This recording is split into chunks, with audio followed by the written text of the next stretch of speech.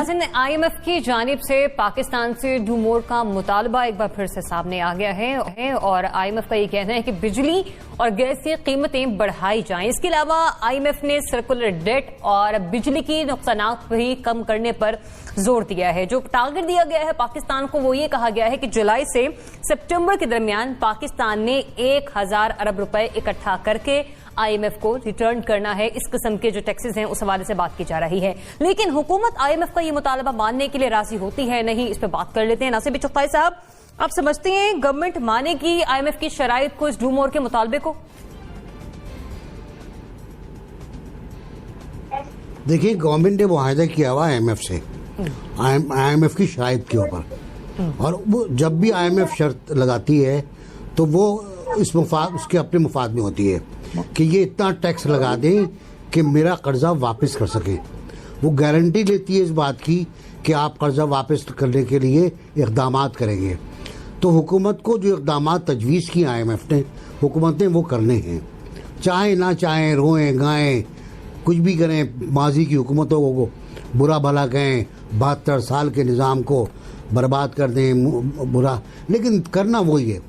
IMF के पास आप गए थे, देर से गए ताख़िर से गए, ये एक अलग बहस है, लेकिन जब IMF आती है तो अपने साथ एक बंडल लाती है कंडीशंस का, शराइत का, कि जी आपके हाथ में ये हथकड़ी होगी। तो हथकड़ी हमने पहन ली हुई है, हमने पहन ली, मजबूरी है हमारी, और दुरुस्त पहनी हुई है हमने।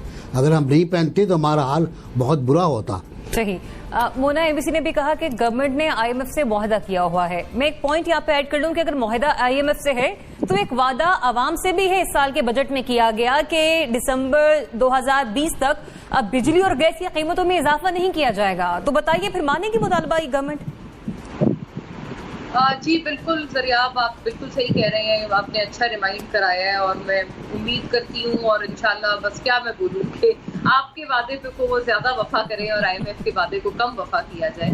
लेकिन बात ये बिल्कुल दुरुस्त है, IMF अपने साथ एक शराइत का अंबार लेके आता है। IMF का साइकिल एक विशेष साइकिल है।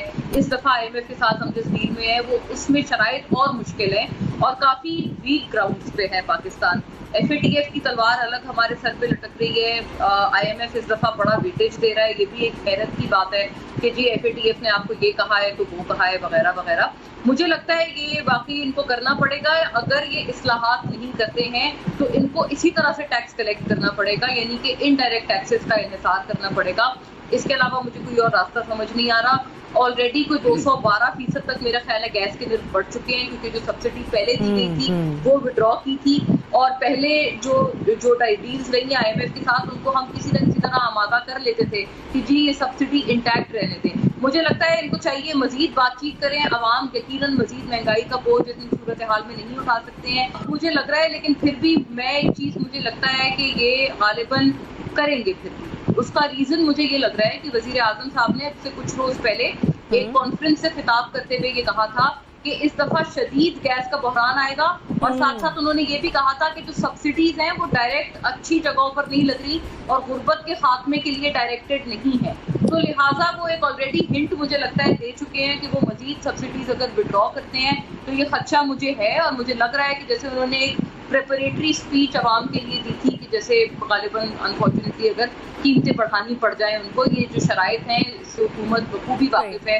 इकोनॉमिक टीम को भी बखूबी पता है कि ये शराइत हैं IMF की तरफ से जिनको वो बहुत हार्ड प्रेस कर रहे हैं पाकिस्तान को। जनरल साहब, मोना कह रही है प्राइम मिनिस्टर ऑटोमेटिकली एक इंदिया दे चुके हैं अवाम को, वो प्रैक्टिकली भी ऐसा ही करेंगे, मान लेंगे मुतालबा IMF का? देखिए ज़रियाब, ये गलती वहां से हुई या होती है जब हम IMF के पास जाते हैं। कर्जा वैसे भी बुरी चीज है, लेकिन IMF का कर्जा तो बहुत ही बुरी चीज है, क्योंकि वो किसी भी मुल्क की इकोनॉमी को ठीक करने के लिए नहीं देते, वो आपको बर्बाद करने के लिए देते हैं। उनके 3-4 मुतालबे होते हैं। वो ये कहते हैं कि जनाब अपने जो एसेट्स हैं वो बेचें, यानी प्राइवेटाइजेशन को तेज करें। वो कहते हैं कि आप अपने बिजली और गैस वगैरह की चीजों इनकी कीमतें बढ़ाएं। जब आप इनकी कीमत बढ़ाते हैं तो आपकी कॉस्ट ऑफ प्रोडक्शन फैक्ट्रीज में बढ़ जाती है, जिसकी वजह से आपकी एक्सपोर्ट्स बैठ जाती है, क्योंकि इंटरनेशनल मार्केट में आप कंपेटेबल नहीं रहते। फिर वो आपको कहते हैं अपना डिस्काउंट रेट बढ़ा दें। डिस्काउंट रेट यानी बैंकों में जब आप मार्कअप की शरह बढ़ाते हैं तो वो बिजनेस जो है वो बैठ जाते हैं, इस वजह से कि कर्जा बड़ा महंगा हो जाता है। आपने देखा हमारा डबल डिजिट्स में और बड़े ज्यादा रेट्स थे। اور اس کے ساتھ ساتھ پھر آپ کو ٹیکس ریفارم کے نام پہ وہ کہتے ہیں ایڈیشنل ٹیکس لگائیں. ان کو غرض ہوتی ہے صرف آپ سے اپنے پیسے وصول کرنے کی. اس سے یہ غرض نہیں ہوتی ان کی کہ یہ قرضہ جو دیا ہے اس سے کوئی ان کی فلاح و بہبود کا کام ہوگا, وہ تو ہوتا نہیں. تو آپ کی جب ایکسپورٹ بھی نہیں بڑھے گی, کاروبار بھی آپ کا ایکسپینڈ نہیں ہوگا کیونکہ آپ کے مارک اپ ریٹ وغیرہ اس طرح کے ہیں, تو پھر لے دے کے آپ لوگوں کی جیبوں سے نکالیں گے, اس کے علاوہ تو حل ہی کوئی نہیں. تو آج نہیں بڑھائیں گے تو کل بڑھا دیں گے, یہ بڑھیں گے صحیح, اس کے علاوہ کوئی چارہ نہیں ہے. کیونکہ آپ نے جو قرضہ لیا وہ آپ نے ادا کرنا ہے, اور وہ جن سے لیا ہے وہ آپ کو اپنی ٹرمز جو ہے وہ ڈکٹیٹ کر رہے ہیں, وہ بتا رہے ہیں کہ جی ہمیں پیسہ چاہیے واپس, یہ کام کریں تاکہ ہمیں نظر آئے کہ آپ پیسہ اکٹھا کر رہے ہیں. تو یہ ایک مسئلہ ہے جہاں پہ میرا خیال ہے کہ قیمتیں بڑھیں گی. ابراہیم آپ کو پوائنٹ کیا ہے اس پر؟ دیکھیں, جب یہ حکومت آئی تو اس حکومت کا یہ موقف تھا کہ انہیں بہت برے حالات میں معیشت ملی اور انہوں نے کہا کہ قرضوں کا بوجھ بھی بہت زیادہ ہے اور ہمیں اصلاحات لے کے آنی ہیں. اب پہلا پورا سال انہوں نے کہا کہ ہم اصلاحات کریں گے اور اس میں لوگوں کو مشکلات کا سامنا کرنا پڑے گا, لیکن اس کے بعد ایک سال کے بعد ہماری اکانومی ٹیک آف کرے گی اور لوگوں کو ریلیف بھی ملے گا. اب وہ جو پہلا ایک سال تھا جس میں ریفارمز ہوئیں, اس کے دوران ہم نے دیکھا بجلی گیس کی قیمتیں جو ہیں وہ 200-300% تک بڑھ گئیں, سبسڈیز ساری ختم ہو گئیں.